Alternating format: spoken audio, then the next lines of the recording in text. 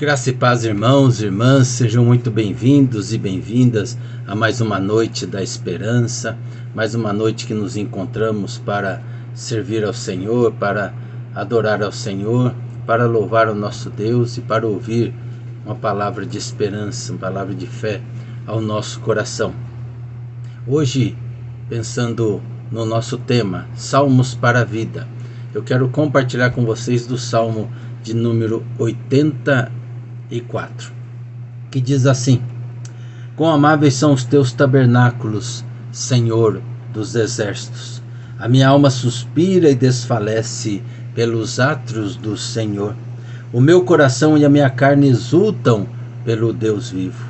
O pardal encontrou casa e a andorinha ninho para si, onde acolhe os seus filhotes. Eu, os teus altares, Senhor dos exércitos, Rei meu e Deus meu. Bem-aventurados que habitam em tua casa, louvam-te perpetuamente. Bem-aventurado o homem cuja força está em ti, em cujo coração se encontram os caminhos aplanados, o qual, passando pelo vale árido, faz dele um manancial, de bênçãos o cobre a primeira chuva. Vão indo de força em força, cada um deles aparece diante de Deus em Sião. Senhor Deus dos exércitos, escuta a minha oração. Presta ouvidos, ó Deus de Jacó. Olha, ó Deus, escudo nosso, e contempla o rosto do teu ungido. Pois um dia nos teus átrios vale mais que 1000. Prefiro estar à porta da casa do meu Deus a permanecer nas tendas da perversidade. Porque Senhor Deus é sol e escudo, o Senhor dá graça e glória, nenhum bem sonega aos que andam retamente. Ó Senhor dos exércitos, feliz o homem, a pessoa que em ti confia. Palavra do nosso Deus. Vamos orar. Pai querido, em nome de Jesus, obrigado, Pai, pela tua palavra, e agora concede-nos a tua iluminação, tanto a mim que vou transmitir, como aqueles que estarão ouvindo, participando desta noite da esperança. Obrigado, ó Pai, pelo privilégio que temos, em nome de Jesus. Amém, Senhor.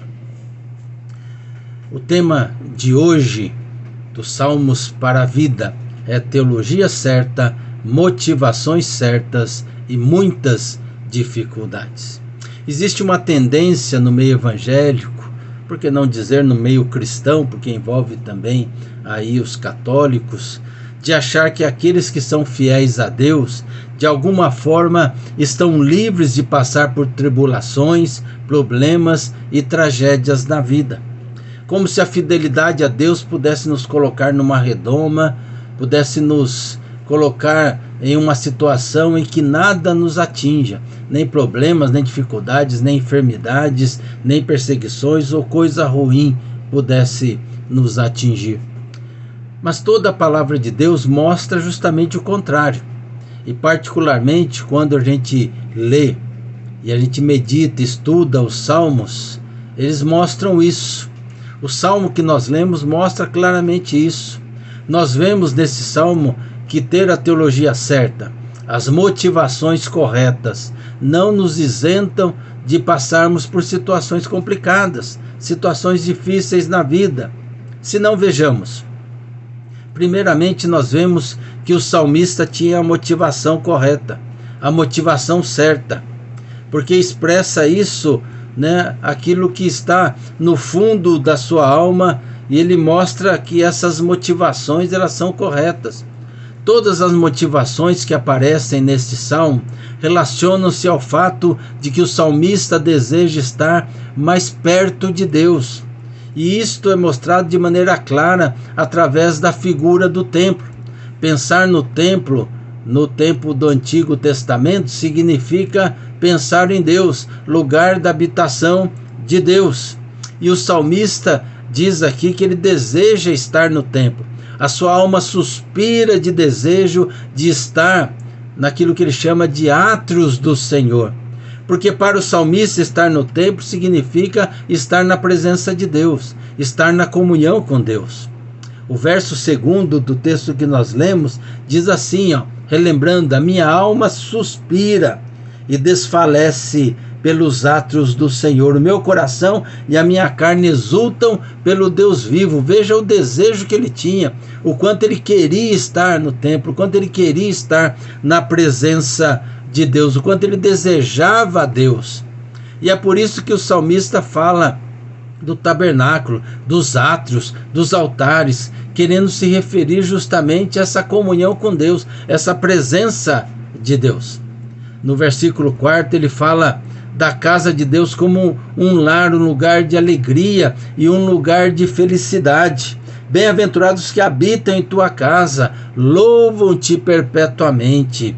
O salmista não está aqui sacralizando as paredes, o edifício, ali as coisas que tem dentro do templo, e nem mesmo a reunião que ali se realizava, mas referindo-se a Deus que ali se adora, o Deus que ali é encontrado, o Deus que se afirma comunitariamente na reunião e no culto do povo.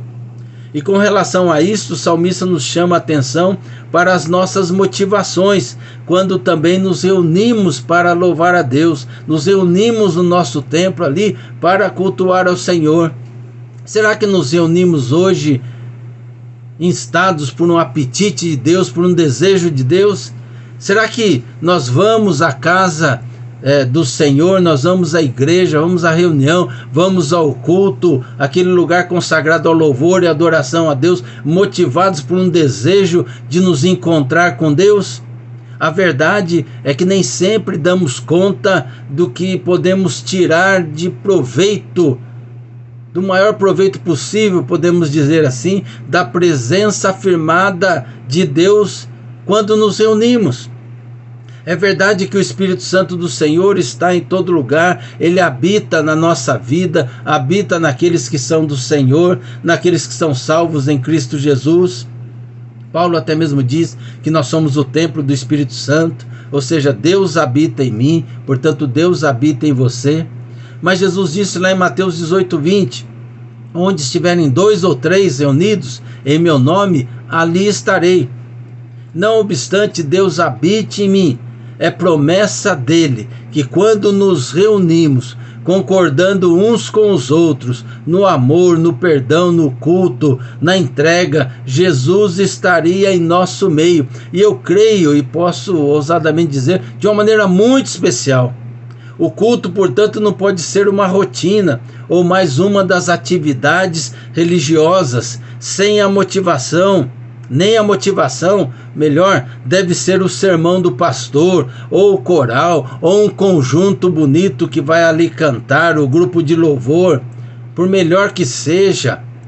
A motivação certa deve ser a busca de Deus, o louvor e adoração a Deus, de tirar o maior proveito possível da presença do Senhor, do ajuntamento do seu povo. Em segundo lugar, percebemos que o salmista não tem apenas as motivações certas, mas também a teologia correta. Muitos crentes hoje em dia têm as motivações certas, mas nem sempre a teologia correta. E por causa disso buscam a Deus sem conhecer a Deus, o caráter de Deus, a vontade do Senhor. O salmista tinha a teologia correta, ele praticava a teologia da graça. E não há nenhuma teologia que possa se considerar certa, correta, se não for encharcada da teologia da graça de Deus. Porque qualquer coisa que afirme que aquilo que eu possuo, que recebo, a bênção que cai sobre mim, o dom que eu exercito, as visões que eu tenho da vida, a segurança que existe, se concentram dentro de mim, não são e não vêm da graça de Deus. É qualquer coisa menos teologia cristã ou bíblica. Pode ser filosofia, esoterismo, neurolinguística, menos teologia cristã, porque esta se estriba e veste-se, se encharca da graça de Deus. O verso 11, o salmista comete até uma redundância. O Senhor dá graça. Graça significa já por si só dar. É favor imerecido, é presente que não merecemos. Mas aqui diz que o nosso Deus é tão generoso e tão exagerado nessa sua generosidade, nessa sua graça, que ele ainda diz, ele dá graça. É como se não bastasse, é graça gloriosa, é graça e glória, graça que vem e nos torna gloriosos para recebermos mais graça. O salmista tinha a teologia certa, mais certa do que a maioria de nós, porque geralmente somos muito legalistas, muito na base do sacrifício, da justiça própria, ou mesmo das obras que fazemos, sem dependência, sem entrega, sem afirmação completa de que tudo que temos, somos, tudo que fazemos e recebemos, provém de um único lugar, da graça de Deus, desse Deus que nos dá graça. O salmista afirma que Deus é amável, desejável, que promove alegria, que é ninho para a nossa alma, digno de louvor, fonte de força, libertador, protetor e fiel. Só afirma isso aquele que entende, que vê, que concebe Deus na perspectiva da graça. Sem essa perspectiva, Deus é tirano, Deus é severo, Deus é esmagador, um Deus que ninguém pode se aproximar, porque senão é consumido, um Deus que fica sempre vigiando, esperando um passo em falso. O salmista não se relaciona com Deus na perspectiva do Monte Sinai, ele se relaciona com Deus na perspectiva da graça. E nessa perspectiva, estar na presença de Deus é a melhor coisa que alguém possa desejar. O salmista, portanto, tinha as motivações certas, ele tinha a teologia correta, mas mesmo assim estava vivendo muitas dificuldades. Vejam bem, o salmista desejava estar na presença de Deus, estar no templo, nos átrios do Senhor. Tinha a teologia correta, ou seja, ele se relacionava com Deus na perspectiva da graça, desse Deus gracioso que cuida de nós, desse Deus que não leva em consideração as nossas falhas, os nossos pecados, mas derrama graça e nos perdoa. Mas mesmo assim ele enfrenta muitas dificuldades. No versículo 6 mostra que o caminho melhor do salmista não era um caminho fácil. O versículo 6 do texto que nós lemos diz: o qual, passando pelo vale árido, faz dele um manancial de bênçãos, o cobre a primeira chuva. Mostra que o caminho dele não era só uma planície, havia vales profundos, vales secos, áridos, desertos. É possível que alguns de nós que temos as motivações corretas e a teologia certa estejamos vivendo em algum tipo de vale. O vale da perda, o vale da traição, o vale do medo, o vale da depressão, o vale da ansiedade, o vale da tentação, o vale da angústia, até mesmo o vale da morte, da solidão, vale de lágrimas. Todos nós passamos por vales áridos em nossas vidas. Ninguém passa por essa vida sem experimentar, caminhar, percorrer vales áridos. Como diz o salmista no Salmo 23, o vale de sombra e de morte. O salmista que nos ensina a ter as motivações certas e a teologia correta, que é a teologia da graça, que afirma que tudo vem de Deus e não de nós, que nos ensina que mesmo tendo tudo isso, não estamos livres dos vales áridos. Ele também nos ensina como passar por esse vale de lágrimas. Não é só constatar, não é só afirmar que aqueles que creem também passam por dificuldades, mas mostrar como nós podemos enfrentar e vencer esses vales de lágrimas. Primeiro, ter Deus como fonte da nossa força. O versículo 5 ele diz assim: bem-aventurado o homem cuja força está em ti.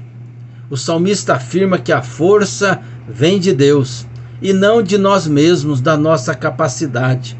Aqui não há espaço para eu posso, eu consigo, eu tenho poder, você tem poder, você pode conquistar, é só você querer que você consegue. A afirmação é que eu não posso nada, mas em Deus faço proezas. Lá em Romanos 8,37 dizem: todas estas coisas, porém, somos mais que vencedores por meio daquele que nos amou, ou seja, Cristo Jesus. O salmista fala, portanto, de parceria, de cumplicidade, de Deus conosco, caminhando, fazendo junto. Feliz ou muito feliz é o homem, a mulher, a pessoa cuja força está em Deus. E quando Deus é a minha força, então eu posso passar por qualquer vale. Vale árido, deserto, né? Vale de lágrimas, vale de morte. Segundo, ter um coração voltado para Deus. No mesmo versículo 5, na segunda parte, ele diz assim: bem-aventurado o homem cuja força está em ti, em cujo coração se encontram os caminhos aplanados. Ou seja, ter um coração voltado para Deus. Um coração voltado para o Senhor. A força vem dele, portanto é nele que eu devo me refugiar. É nele que eu tenho que estar seguro. O salmista fala de um coração plano, transformado, acertado, corrigido por Deus. Somente assim ele pode transformar um vale árido num manancial de águas. Diante dos vales áridos, das dificuldades, dos problemas, das enfermidades que vivemos, só poderemos transformá-los se primeiro estivermos transformados por dentro. A palavra de Deus está querendo nos ensinar que eu só mudo a história quando tenho uma história mudada, transformada dentro de mim. Que a minha vida só vai ter sentido quando dentro do meu peito eu já tenho um projeto de vida e esse projeto foi dado por Deus e transformado por Deus. E isso só acontece quando Deus derrama a sua graça sobre mim. Por isso, irmãos e irmãs, é você que está assistindo este vídeo, todos nós enfrentamos os vales áridos. Podemos e devemos ter a motivação certa, devemos ter a teologia correta, mas mesmo assim, nós vamos ainda enfrentar dificuldades. Mas podemos vencê-las. Para isso é necessário ter uma vida de diálogo com Deus, de comunhão com Deus, de caminhada com o Senhor. Que é mais do que simples orações para agradecer uma refeição, ou as orações que são feitas nas reuniões da igreja, ou aquelas que fazemos antes de dormir. É fazer do nosso caminhar uma oração a Deus, fazer da nossa vida uma oração a Deus, onde a nossa vida é um verdadeiro culto a Deus, onde as nossas reuniões são verdadeiras celebrações. Quando nós aprendemos a depender única e exclusivamente da graça de Deus. Que Deus nos abençoe, que Deus abençoe a nossa família, que Deus abençoe a igreja. Vamos orar. Pai querido, em nome de Jesus, obrigado pela tua graça em nós. Obrigado porque o Senhor nos escolheu e derramou graça e nos salvou em Cristo Jesus. E obrigado porque essa graça, ó Pai, generosamente derramada sobre nós, nos sustenta, nos ampara, nos fortalece para enfrentarmos, ó Pai, os momentos difíceis, para enfrentarmos, Senhor, as dificuldades, os vales áridos, os vales de lágrimas. Obrigado, Pai, porque o Senhor tem nos dado a motivação correta, que é estar reunido com o teu povo, que é estar na igreja, que é, ó Pai, não substituir isso por nada, Senhor amado, que estar na tua casa é o melhor para a nossa vida, porque estamos em comunhão com o Senhor está ali presente. Obrigado porque o Senhor também tem nos dado a consciência, a convicção de uma teologia correta, que é a teologia da graça, que é dependermos somente do Senhor e reconhecermos que tudo vem de Ti, que tudo vem do Senhor, que nos capacita, ó Pai, para fazermos todas as coisas. E assim, diante das lutas, das dificuldades, nós temos a certeza que não estamos sozinhos. Nós temos a certeza que o Senhor está conosco e temos a certeza que no Senhor somos mais do que vencedores. É por isso que nós oramos e já te agradecemos em nome de Jesus. Amém, Senhor. Deus abençoe, irmãos e irmãs. Até domingo. Domingo estarei de volta com a graça do nosso Deus. Pastor Ricardo agora, ele que está saindo de férias, vai passar aí 15 dias de férias, mas logo estará conosco novamente. Então espero você domingo para celebrarmos ao Senhor, domingo às 10h15 da manhã. Um grande abraço. Fiquem com Deus.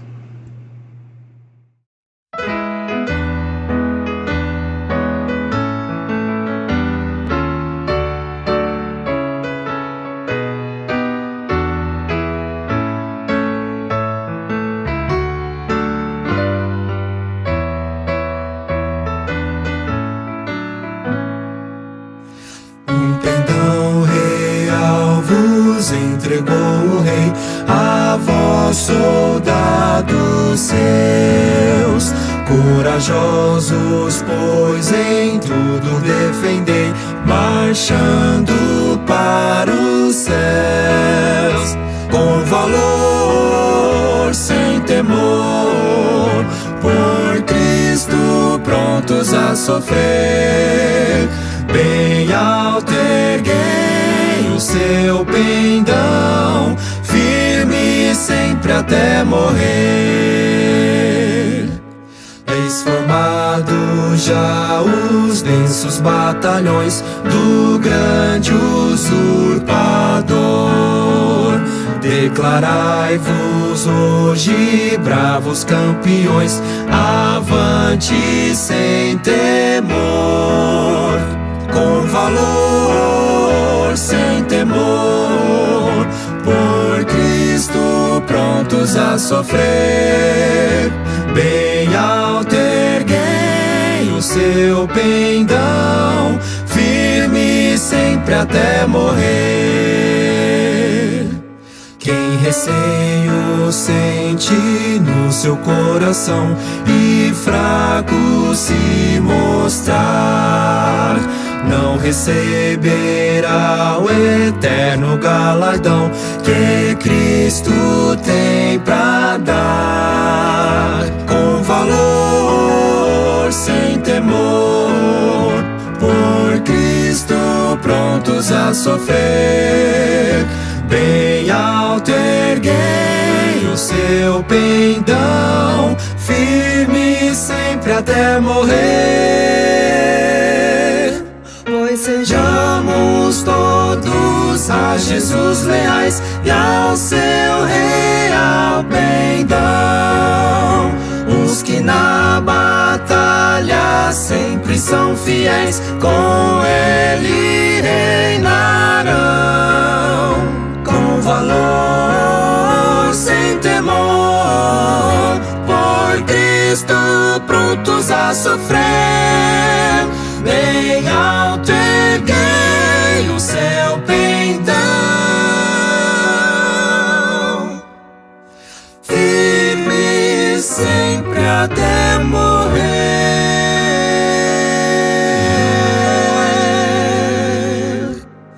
Firme sempre até morrer. Sempre até